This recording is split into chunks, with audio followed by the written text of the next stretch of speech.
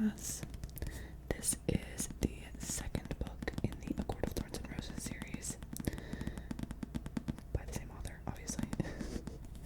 And this is my favorite. I have read pretty much all of them. Yeah, because I'm working on the last one right now. And this one was my very favorite. Now, I might be in the minority here, and I'm not going to give spoilers because I don't really think it's warranted, and I think that if you like fantasy, you like fairy, you like a little bit of adult content, you will probably enjoy these books. Sarah J. Maas can be a little polarizing in terms of her prose, but I'm not a stickler for prose, so I don't really care. She's not the most eloquent at times, and she does repeat herself a little bit, which I don't really find that irritating, but some people really don't like it. So I guess if you're really concerned, either borrow these from the library so you don't have to buy them, or read the reviews first.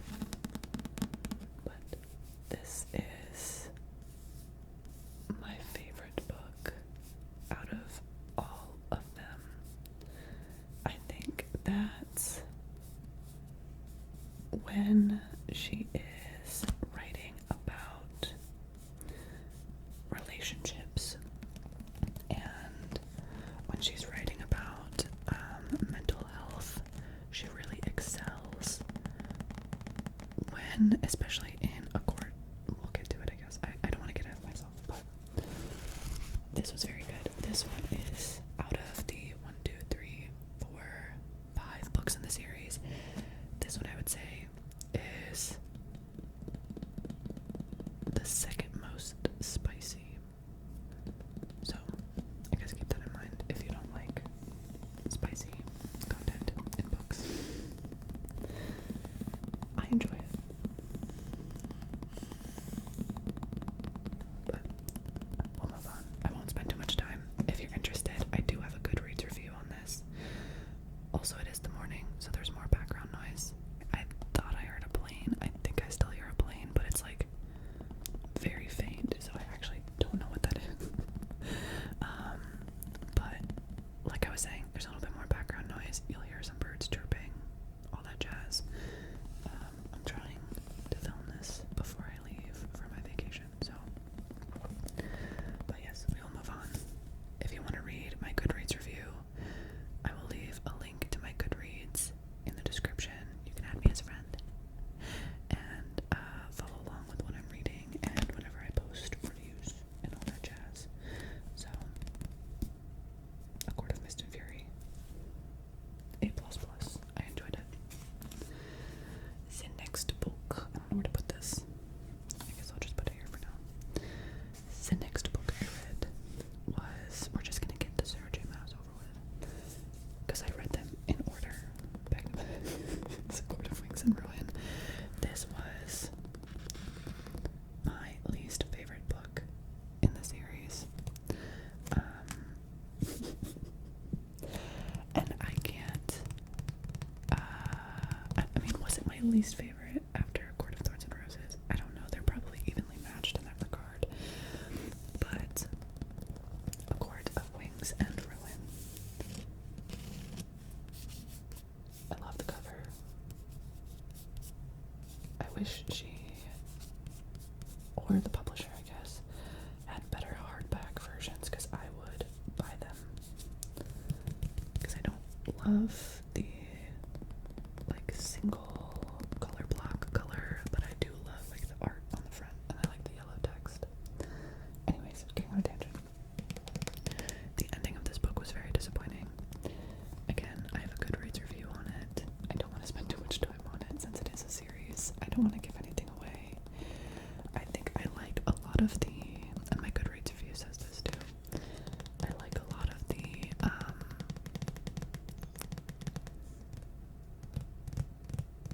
lore and world building in this.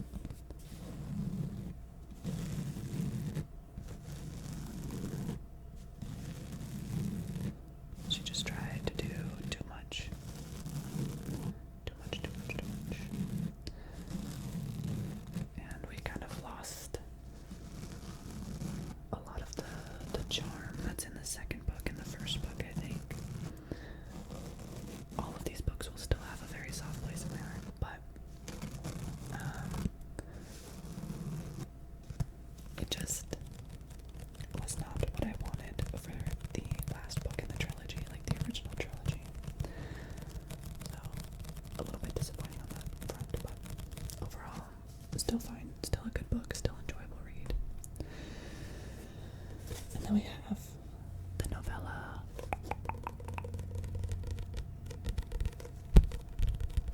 This reads, and I got stopped at like the Target's book section. Me and my fiance went to Target to go look at records and books because, well, I think we went for something else, but we always stop by the records, the books, and the video game section because we are children with access to adult money, I swear to God. And I was picking up a quart of Silver Flames because it was 30% off. And this girl stopped me in the book aisle and started talking to me. And I was like, yeah, I'm gonna read A Court of Frost and Starlight. And she's like, it reads like the Christmas episode in a sitcom. And I was like, interesting, but that's very accurate. It's like it reminds me a lot of like those Christmas rom-com movies. That's kind of how this read to me, and it was fine. It was enjoyable. I probably would have enjoyed it more if it was closer to Christmas, but it was fine. It wasn't anything crazy. It helps bridge the gap between the original trilogy and the new, like, Silver Flames book. Not new, but Nesta's story. So, in that regard, I think it was useful.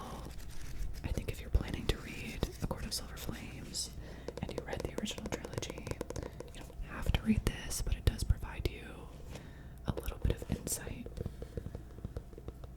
as to some of the goings-on during the winter solstice, and a little bit more insight into the relationship between the sisters.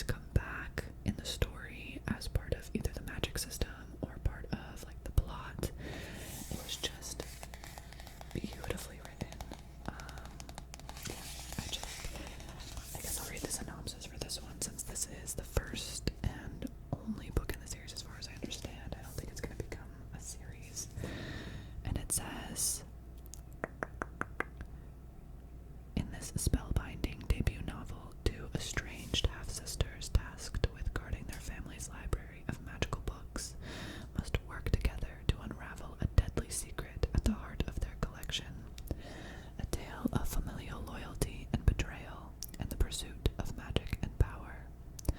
For generations, the Galladay family has guarded a collection of ancient and rare books. Books that let a person walk through walls or manipulate the elements. Books of magic that half-sisters Joanna and Esther have been raised to revere and protect. All magic comes with a price, though, and for years the sisters have been separated. Esther has fled to a remote base in Antarctica to escape the fate that killed her mother, and Joanna's isolated herself in their family home in Vermont, devoting her life to the study of these cherished volumes. But after their father dies suddenly while reading a book Joanna has never seen before, the sisters must reunite to preserve their family legacy. In the process, they'll uncover a world of magic far bigger and more dangerous than they ever imagined, and all the secrets their parents kept hidden, secrets that span centuries, continents, and even other libraries. So yeah, it's very good. It is not like high fantasy. There's a piece of my hair in it. Nice, Amber. This is not high fantasy. This is just fantasy, so it takes place in a world much like our own with magical elements. It's a really good book. I highly suggest reading it. There's no fairies, but there is magic. The magic system is very creative, in my opinion. And yeah, just an enjoyable read. I highly recommend it to pretty much anybody. If you like fantasy.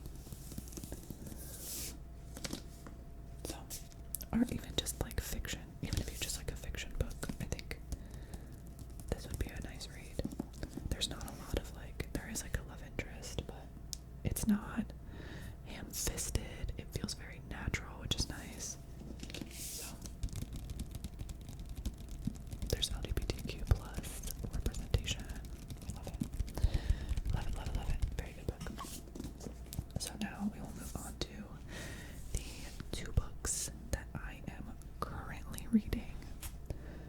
Now, I normally read one book at a time, but I will explain why I'm reading two at a time. The first book I'm reading is A Court of Silver Flames.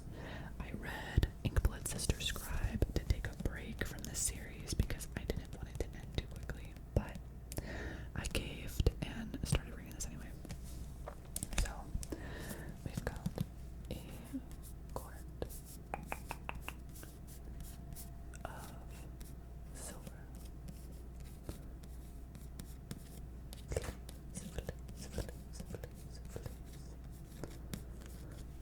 by Sarah J. Maas. This is the most recent book in the A Court of Thorns and Roses series. I don't know if we're getting any more after this. I have not finished it. I would say like 60% of the way through. 75, 70-ish. You kind of get the gist here. But this book, okay, A Court of Mist and Fury, I said was pretty saucy. A Court of War and Wings and Ruin, A Court of Wings and Ruin, sorry. A Court of Wings and Ruin and A Court of Frost and Starlight were both very light on the adult content, which I'm totally fine with. Don't have an issue with that. Sarah J. Maas said, "Oh, I'm sorry, I did not put enough adult content. I did not put enough spice in those last two books.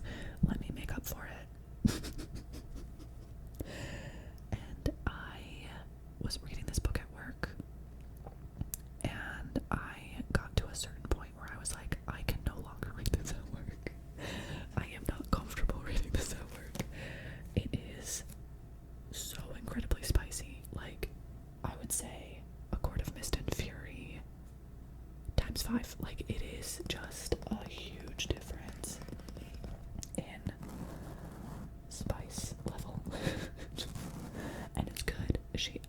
really like this book. I don't quite like it as much as I liked A Court of Mist and Fury. I don't really like Feyre that much. I prefer Nesta as a main character, but Rhys is my favorite character in the series, except she kind of fucks him over in this book, I think. I just preferred A Court of Mist and Fury over this thus far. Now, there are certain aspects of this book that I do prefer. Lore, world building from A Court of Wings and Ruin is still here. So it's kind of like if A Court of Wings and Ruin and A Court of Mist and Fury were put together. That's what this book is. Which is nice. Nice change of pace. I enjoy it. I'm excited for the ending. I'm excited to see where we leave off. Like I said, I don't know if Sarah J. Maas is going to write any more in this series, but I have plenty other series to read from her. So I think before I read Throne of Glass, I will probably read the Crescent City series. I like a chunky book. I don't know. So I won't read the synopsis because it is part of a series, but because I did not want to read this at work, I needed a book to read at work because I get bored. And I picked this up, excuse my stomach, I picked this up at a local, like, secondhand bookstore that we have near us. And I've never read Neil Gaiman before, so I picked up the Graveyard Book. First of all, the cover caught my attention. I love this cover. It's so good. And this is a Jungle Book retelling. It's very cute so far. It's got illustrations in it. So I'll show you just like illustrations. I really like it. I think it'll be a nice introduction to Neil Gaiman. And it's just a cute, short little novel. So it says, in this ingenious and captivating reimagining of Rudyard Kipling's classic adventure, The Jungle Book, Neil Gaiman tells the unforgettable story of Nobody Owens, a living, breathing boy whose home is a graveyard. Raised by a guardian who belongs neither to the mortal world nor the realm of the dead. Among the mausoleums and headstones of his home, Pod experiences things most mortals can barely imagine. But real, flesh and blood danger waits just outside the cemetery walls. The man who murdered the infant Pod's family will not rest until he finds Nobody Owens and finishes the job he began many years ago. Now, Neil Gaiman wrote Neverwhere, American Gods, Coraline, Anansi Boys, and Good Omens. He created Sandman, Smoke and Mirrors. He's just very well renowned as an author and writer in general, since he does write, I think, screenplays as well. I think he did. I don't know exactly his part in Sandman, but I do know that he has something to do with the Sandman series on Netflix. So, the Graveyard.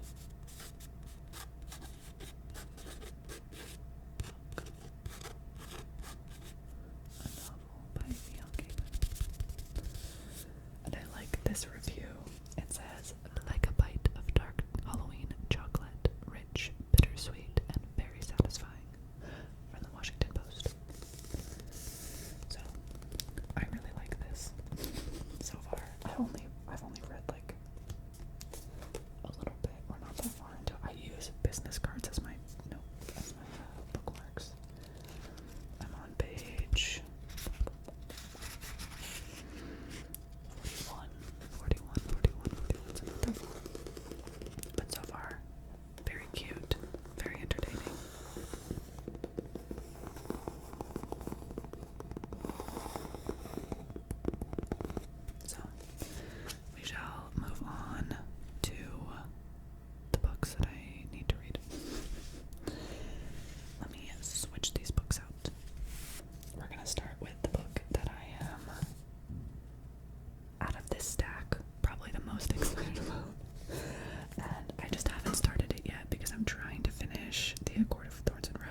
series, and I was trying to get some of my like one-off novels kind of out of the way before I jump into this beautiful hefty boy. So here we have The Priory of the Orange Tree by Samantha Shannon. The Priory of the Orange Tree.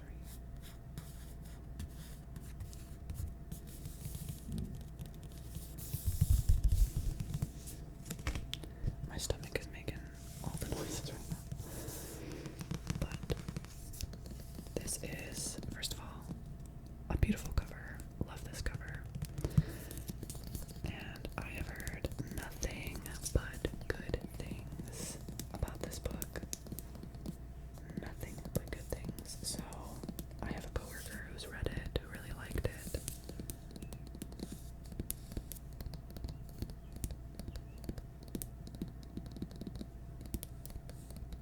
I like the spine. And let's read the synopsis. Back. I don't know if is synopsis the right word. I don't know. I could be misusing that. The House of Berethnet has ruled Innis for 1,000 years. Still unwed, Queen Sabran IX must conceive a daughter to protect her realm from destruction. But assassins are getting closer to her door. Eid Durian is an outsider at court. Though she has risen to the position of lady-in-waiting, she is loyal to a hidden society of mages. Eid keeps a watchful eye on Sabran, secretly protecting her with forbidden magic. Across the sea, Danae has trained to be a dragon rider since she was a child, but is forced to make a choice that could see her life unravel. Meanwhile, the divided East and West refuse to parley, and forces of chaos are rising from their sleep. So, yeah, I've heard. Literally,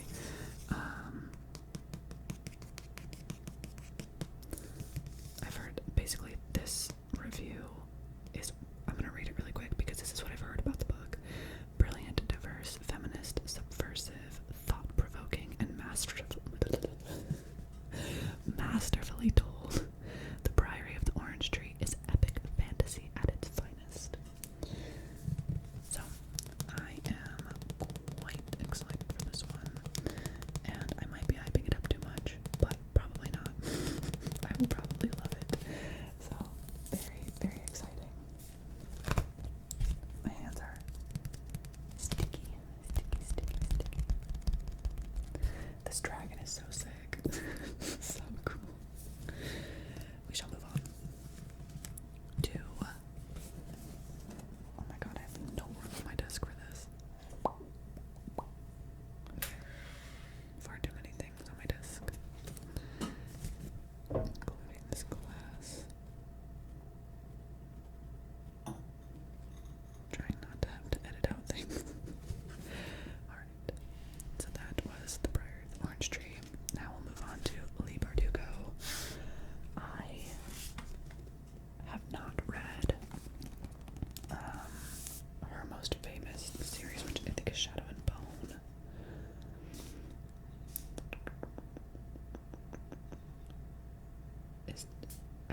I think she did Shadow and Bone.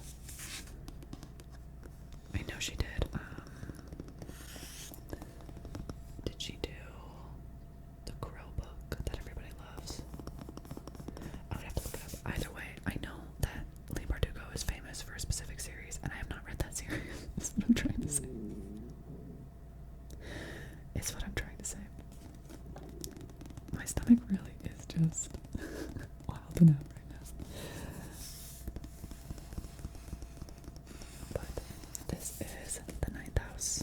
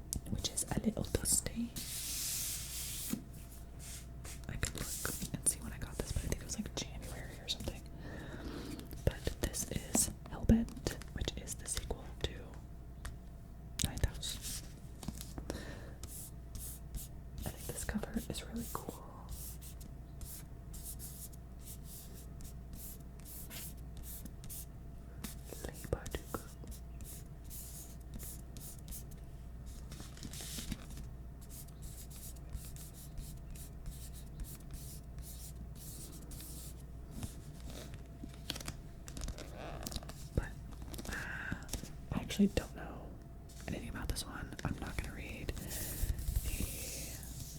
synopsis, summary, whatever you want to call it, because I think it might give some of the first book away, so I'm not gonna read that.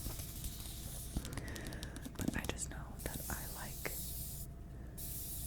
this rabbit. And I think that I will like this series. Hopefully, maybe I'll do like a reading vlog or something.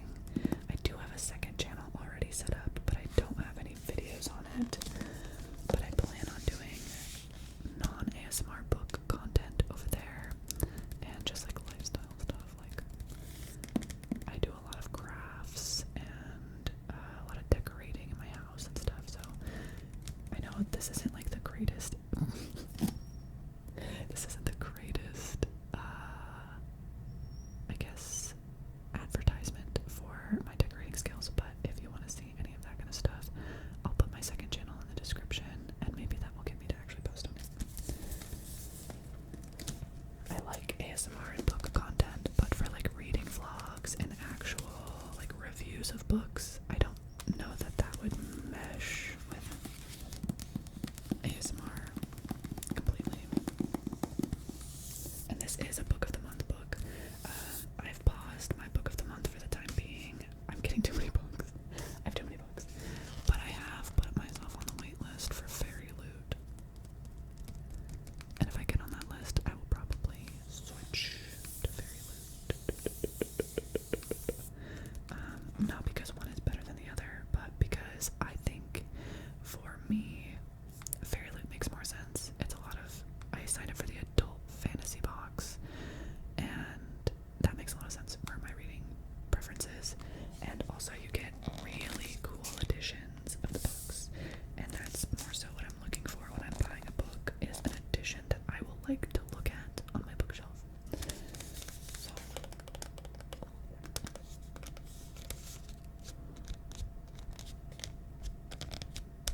it's an interesting noise. I don't know if I like it or not.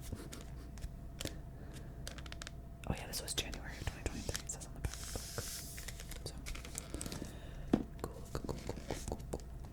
We'll move on to another book I'm very excited about. I actually have quite a few books that I'm very excited about. And that is another book that I chose completely based off the cover.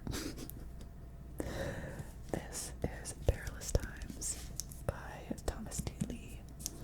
This is a King Arthur kind of story. And I love this cover so much. I think it's so cool.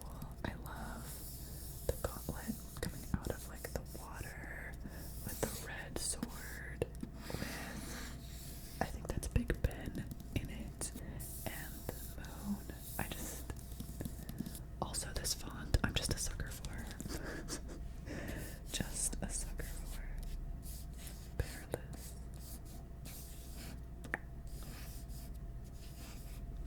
Times. I go cross-eyed looking at this, dude. I've never read anything by this author. I don't know anything about, like, I know a little bit about this book, and it says, and I will read the synopsis because this is just a novel. Legends don't always live up to reality. Being born as an immortal defender of the realm gets awfully tiring over the years, or at least that's what Sir Kay's thinking as he claws his way up from beneath the earth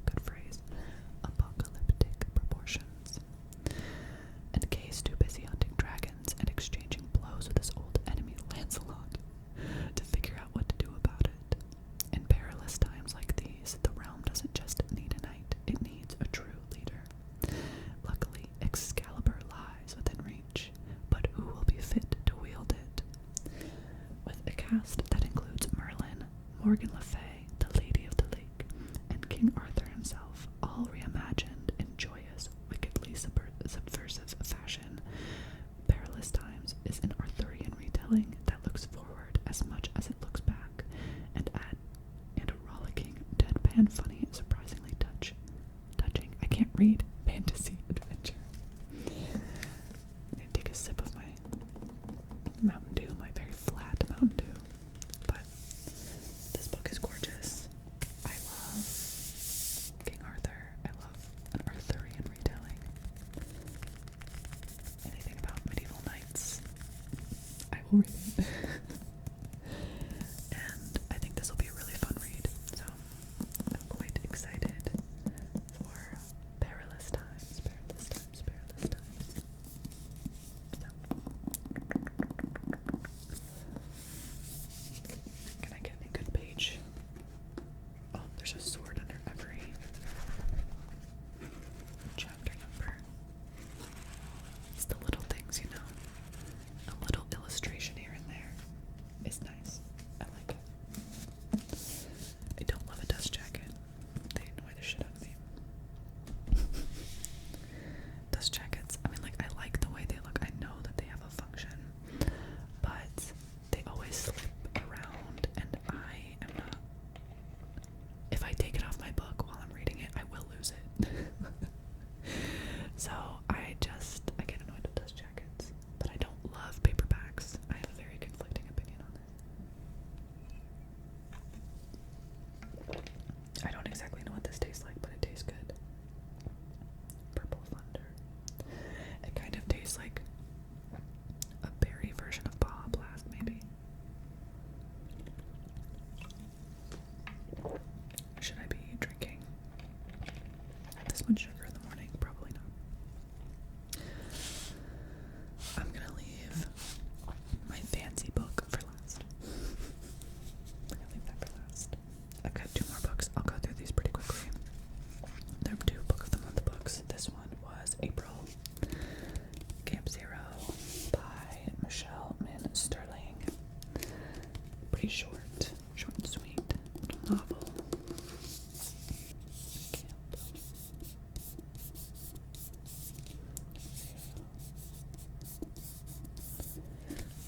As much as I love fantasy, I love like cyberpunk and weird dystopian novels.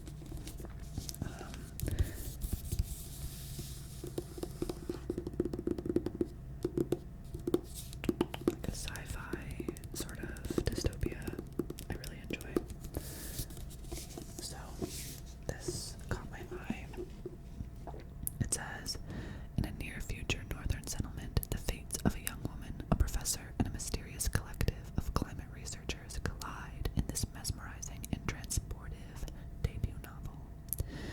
In remote northern Canada, a team led by a visionary American architect is breaking ground on a building project called Camp Zero, intended to be the beginning of a new way of life. A clever and determined young woman named Rose is offered a chance to join the Blooms. Interesting. A group hired to entertain the men in camp, but her real mission is to secretly monitor the mercurial architect in charge. In return, she'll receive a home for her climate-displaced Korean immigrant mother and herself. Rose quickly secures the trust of her target, only to discover that everyone has a hidden agenda and nothing is as it seems. Through skillfully braided perspectives, including those of a young professor longing to escape his wealthy family and an all-woman military research unit struggling for survival at a climate station, the fate of Camp Zero's inhabitants reaches a stunning crescendo. Atmospheric, fiercely original, and utterly gripping, Camp Zero is an electrifying page-turner and a masterful exploration of who and what will survive in a warming world, and how falling in love and building community can be the most daring acts of all. Love that.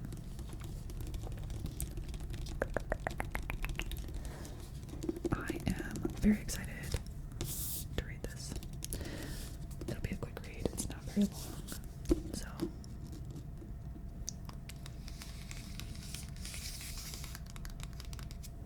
I could probably read this in like if I sat down in a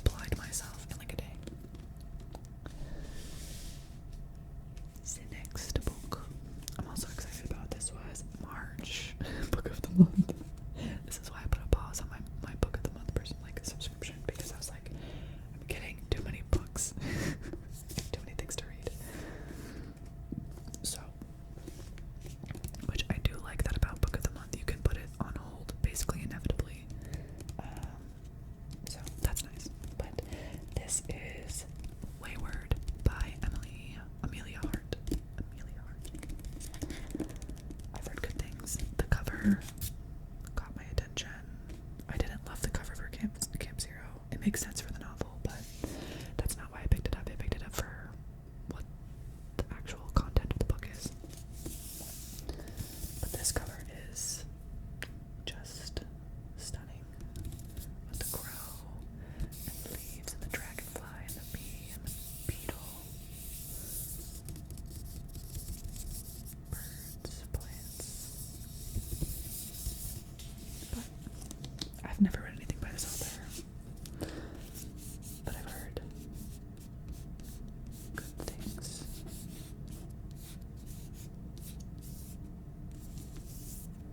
Amelia Hart. Little mushroom.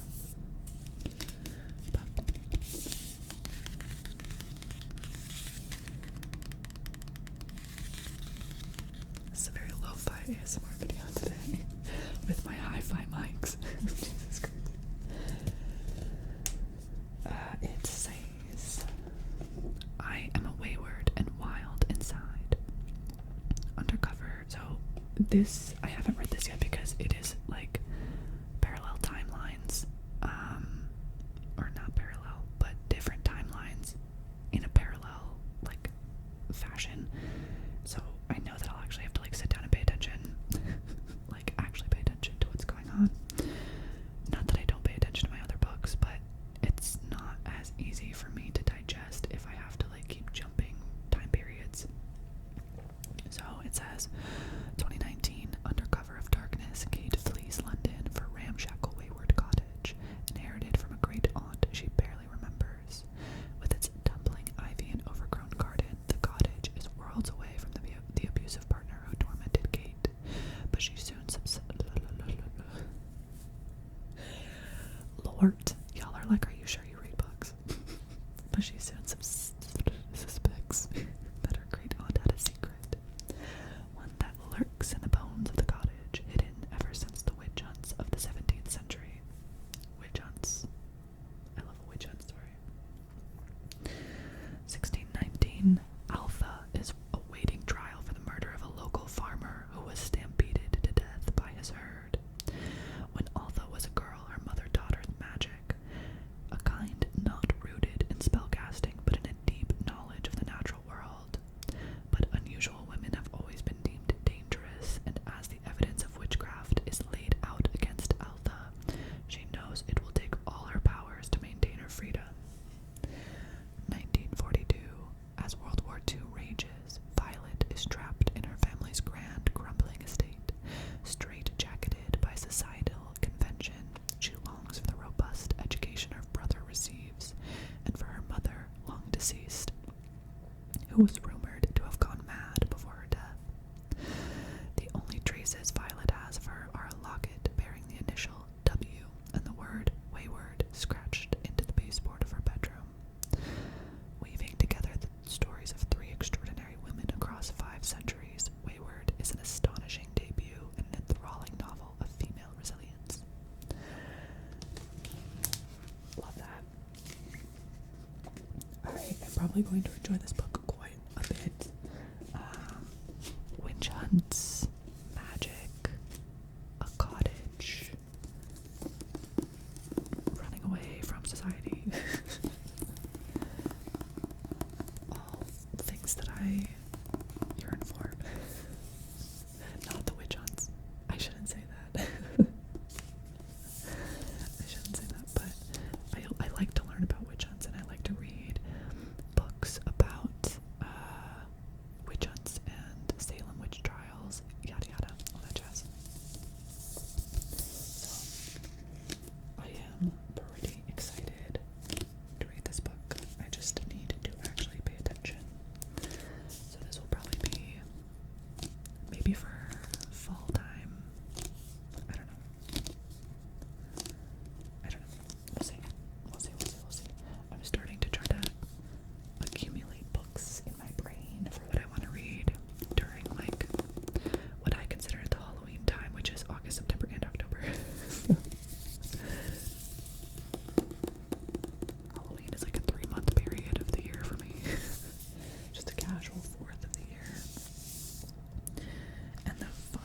book we have was a gift from my fiance.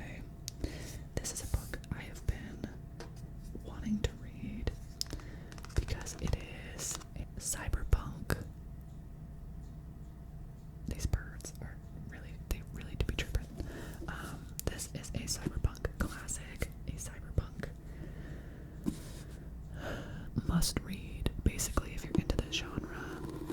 And I'm very excited about the edition he got me. We have the Dune of this, like there's like a set of these books from Penguin, and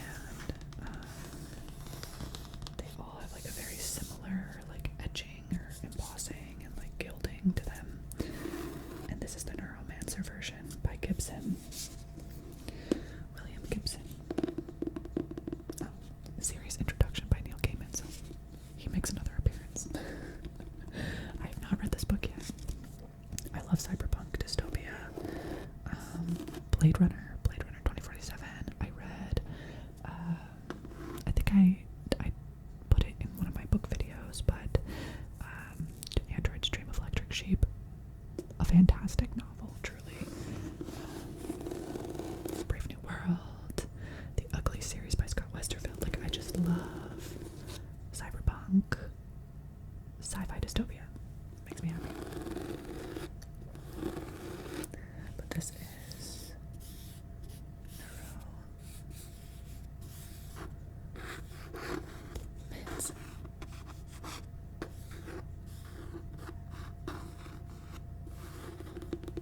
By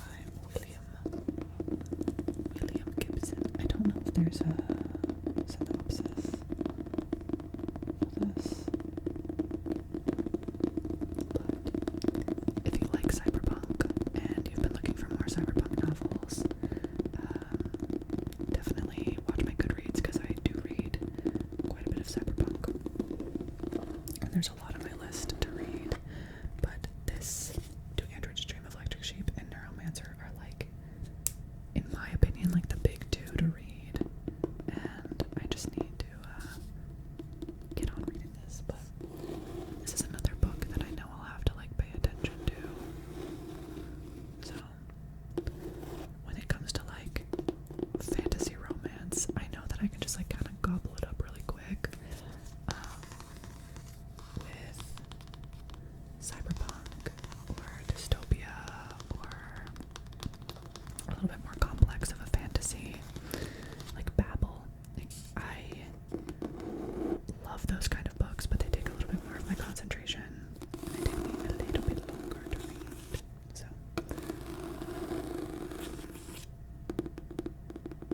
I say that, but I literally read To Android's Dream of Electric Sheep in a day. And I read Babel in like 4 days. If I'm really into a book, like I don't put it down, you know? It's kind of an issue. I need to get better about that. But very excited to read this. I wonder if there is a synopsis. I doubt it. Ooh, it's blue. Oh, there is. Yeah, so in this, so it gives you kind of like a rundown, since this is like a hardback. But it says, Neuromancer. Before the internet was commonplace, William Gibson showed us the Matrix, a world within the world, the representation of every byte of data in cyberspace. Henry Dorset Case was the sharpest data thief in the Matrix until an ex-employer crippled his nervous system. Now, a new employer has recruited him for a last chance run against an unthinkably powerful artificial intelligence. With a mirror-eyed Girl Street samurai riding shotgun. Wait. With a mirror-eyed Girl Street samurai riding shotgun, he's ready for the Silicon Quick, bleakly prophetic adventure that upped the ante on an entire genre of fiction. And then they give you an explanation of what other books are in this like series that Penguin made these books for. The Once and Future King, Stranger in a Strange Land, Heinlein, Dune,